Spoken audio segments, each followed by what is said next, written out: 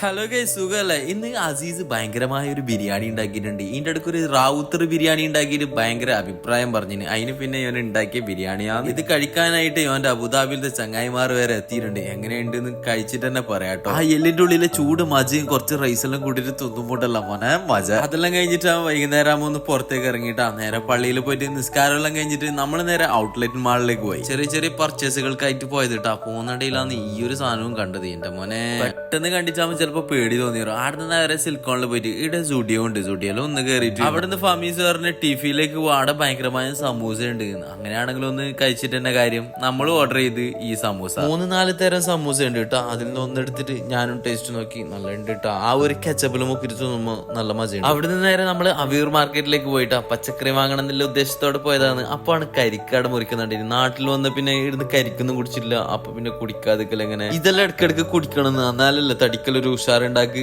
അങ്ങനെ അതും കഴിഞ്ഞിട്ട് നമ്മൾ വന്നിട്ടാ. അപ്പൊ ഓക്കെ ബൈ.